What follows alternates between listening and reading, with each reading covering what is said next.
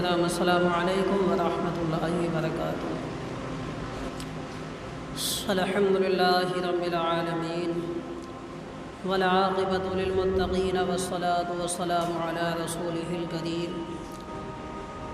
اما بعد فاعوذ باللہ من الشیطان الرجیم، بسم اللہ الرحمن الرحیم۔ ولا تحسبن الذين قتلوا في سبيل الله أمواتا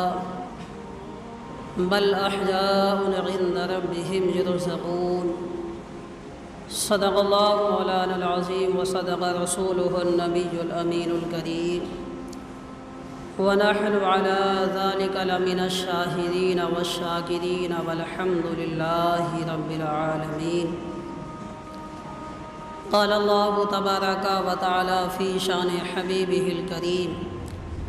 إن الله وملائكته يصلون على النبي يا أيها الذين آمنوا صلوا عليه وسلموا تسليما۔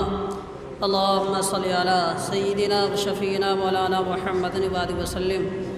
صلوا عليه وسلم صلاة وسلام عليك يا رسول الله صلى الله تعالى عليه وسلم۔ اللہ تعالیٰ نے شہداء کرام کا ذکر اپنے کلام میں کیا ہے، اور یہ ان شہداء میں سے ہے جنہیں شہید اعظم کا لقب دیا گیا ہے، بڑے شہداء میں سے۔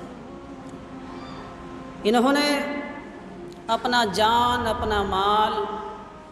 اپنے اہل ویال، اپنا گھر بار سب اللہ کی رضا کے لیے میدان میں لوٹا دیا۔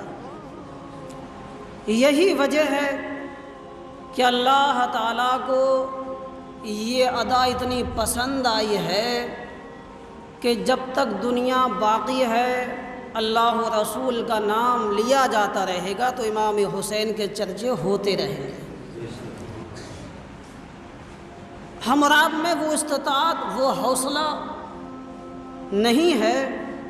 کہ ہم اور آپ اپنا جان، اپنی مال اللہ کی راہ میں لٹائیں۔ یہ سب توفیق خدا سے ہوتا ہے۔ ہم اور آپ اپنی جان کو بھی بچاتے ہیں، اپنے مال کو بھی بچاتے ہیں، مگر اللہ تعالیٰ جس بندے کو اپنے فضل سے توفیق دیتا ہے تو اسے نہ راہ خدا میں جان لٹانے کی پرواہ ہوتی ہے، نہ اپنا مال لٹانے کی پرواہ ہوتی ہے۔ ان کا ذکر باقی کیوں ہے؟ یہ اہل بیت اطہار سے ہیں، اور نانا جان ان کے ہیں جو نبی کریم صلی اللہ علیہ وسلم ہیں، جنہوں نے اپنی زندگی میں مال کو اکٹھا نہیں کیا۔ آپ فرماتے ہیں اگر میں چاہوں تو میرے دائیں اور بائیں جانب پہاڑ چلیں سونے اور چاندی کے بن کے، مجھے اللہ نے اختیار دے دیا ہے۔ اگر میں چاہوں تو میرے ساتھ ساتھ پہاڑ چلیں کہ وہ سونے اور چاندی کے ہوں، مگر اس کے باوجود بھی اللہ کے رسول نے فقر کو اختیار کیا ہے کہ بس فقراء کی زندگی کو آپ نے دیکھا، انہیں کہیں یہ احساس نہ ہو کہ اللہ نے اپنے حبیب کو اتنا مال و دولت دیا، ہم کیسے جئیں، ہم کیسے گزارا کریں۔ تو اللہ کے رسول نے وہ زندگی اختیار کی جو فقراء کی تھی کہ اے مسکینوں، غریبوں، تم پریشان نہ ہو، بلکہ میری زندگی کو دیکھو کہ اللہ تعالیٰ نے مجھے مالک کائنات بنا کر بھیجا ہے۔ اگر میں چاہتا تو اللہ کے حکم سے میرے ساتھ سونے چاندی کے پہاڑ بن کے چلتے، مگر میں نے اس بات کو اچھا نہ سمجھا، بلکہ میں نے امت کو ان غریبوں کا خیال کیا جو میری امت میں غریب ہیں، کہیں وہ یہ نہ سوچیں کہ اللہ کے رسول نے بڑی عیش و آرام کی زندگی گزاری تھی، نہیں، بلکہ وہ یہ دیکھیں کہ اللہ کے رسول نے مالک مختار ہونے کے باوجود بھی ہم جیسے غریب بن کر ہی دنیا میں زندگی گزاری ہے۔ نام حسین باقی تھا، باقی ہے، باقی رہے گا۔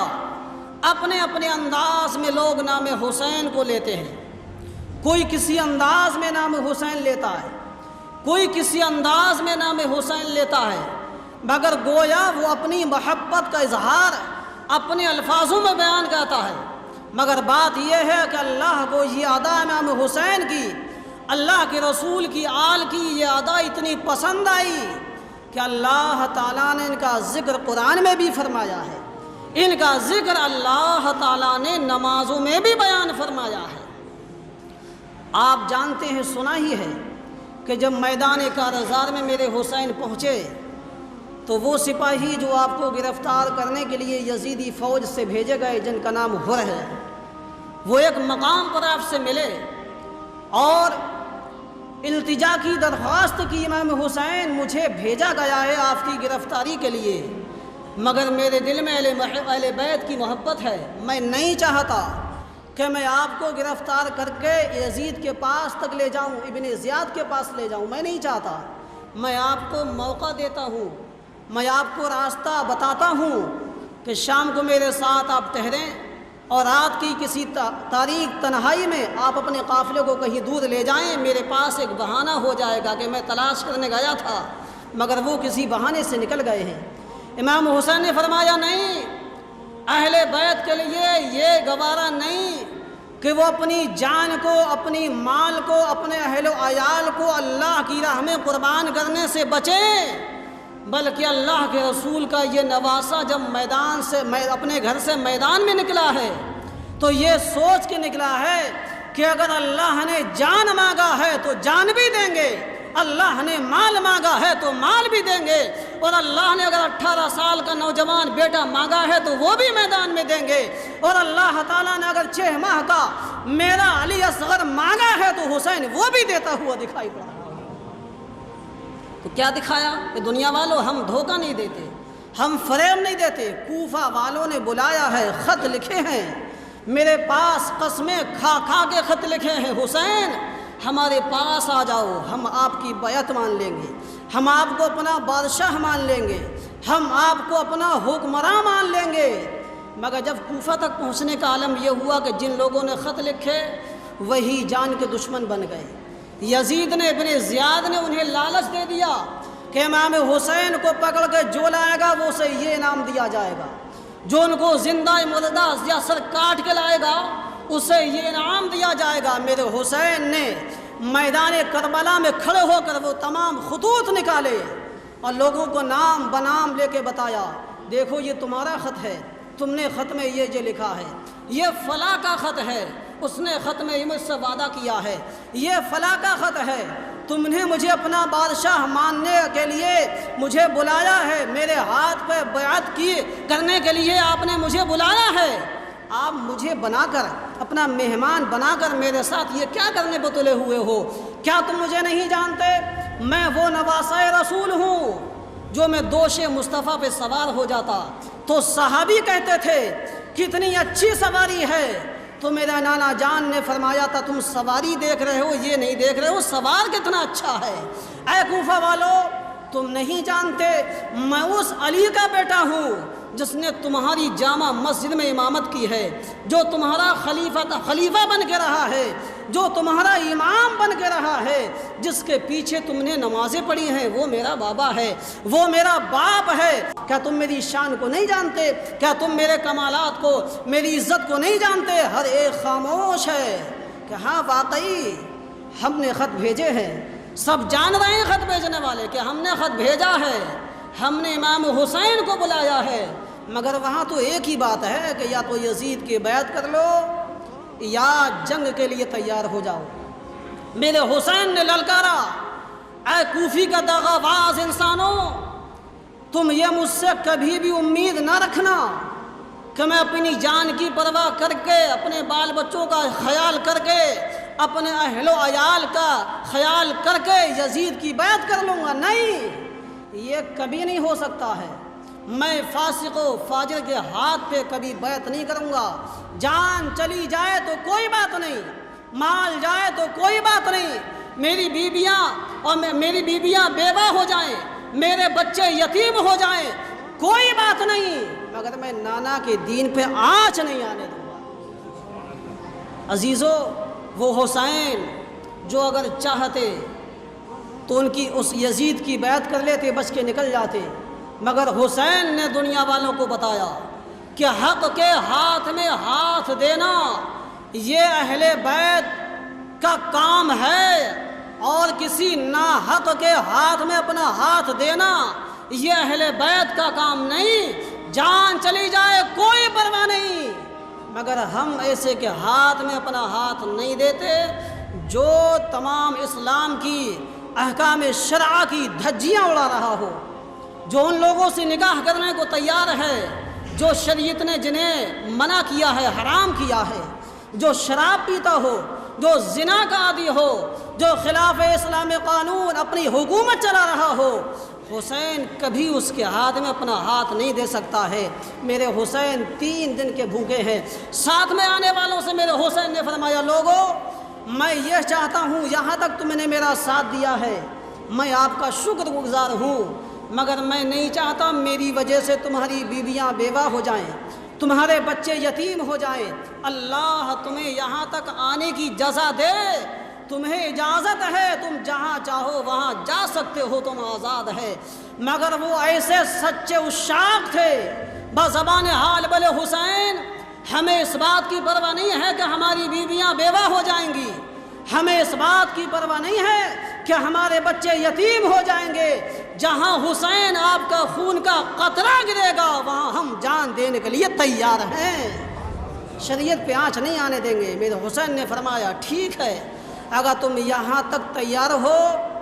اللہ تعالیٰ تمہیں اس کا جزا دینے والا ہے۔ اب سب سے پہلے وہ سپاہی جو آپ کو گرفتار کر کے لائے رہتے ہو، جب یہ دونوں تقریریں سنی تو آپ یزیدی فوج میں ہیں، مگر اللہ جسے توفیق دیتا ہے یزیدی فوج سے نکل کے امام حسین کے پاس آتے ہیں، سر جھکایا، ندامت ہے آنکھوں میں، اے حسین میں آپ کو یہاں تک بلا کے لایا، خدا را مجھے یہ پتہ نہیں تھا کہ یزیدی فوج یہاں تک آ جائے گی کہ آپ کا قتل کیا جائے گا، آپ کو میں گرفتار کر کے یہاں تک لایا، مجھے معاف کیجئے۔ میرے حسین نے فرمایا، اور کوئی بات نہیں، اگر تم نے خلوص نیت سے توبہ کی ہے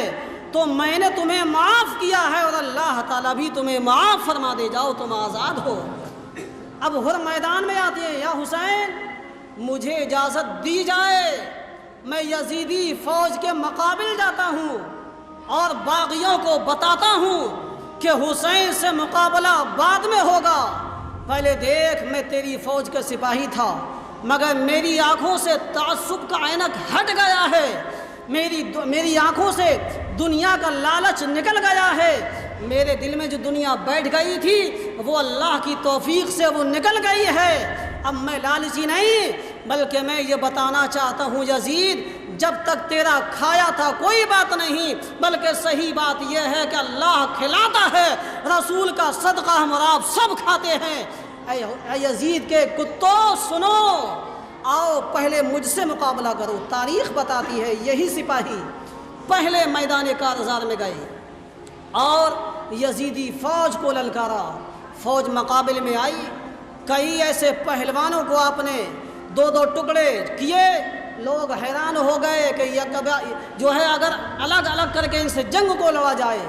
تو ہم جیت نہیں سکتے ہیں، حکم آتا ہے کہ مل کے حملہ بول دو۔ ان لوگوں نے کسی کو بھی اگر شہید کیا تو یہ تنہا اس جو ہے فوجی سے جیت ہی نہیں پا رہے تھے، بلکہ جب یہ دیکھتے تھے کہ مقابلہ ہم ہار جائیں گے تو اپنے سپاہیوں کو حکم دیتا تھا مورو صاحب کہ جاؤ سب مل کے چاروں جانب سے گھیر لو اور ایک بارگی حملہ کر لو، ورنہ یہ 72 ہیں اور ہمارا 22,000 کا لشکر ہے، اور ہمیں اندازہ ہوتا ہے کہ اگر ہم 22,000 نہیں بلکہ 1,00,000 بھی ہو جائیں تو یہ 72 جو ہیں ہمارے لیے کافی ہو جائیں گے، لہٰذا ان سے ایک ایک کر کے لڑنا یہ عقل مندی کا کام نہیں ہے، بلکہ ان سے مل کے لڑ جاؤ اور انہیں شہید کر ڈالو۔ بس اللہ کا یہ شیر میدان کارزار میں شہید ہو جاتا ہے۔ اللہ تعالی ہم اور آپ کو سب کو اہل بیت اطہار سے سچی محبتیں پیدا فرمائے۔ استغفر اللہ ربی من کل ذنب واتوب الیہ، لا الہ الا اللہ محمد رسول اللہ صلی اللہ علیہ وسلم۔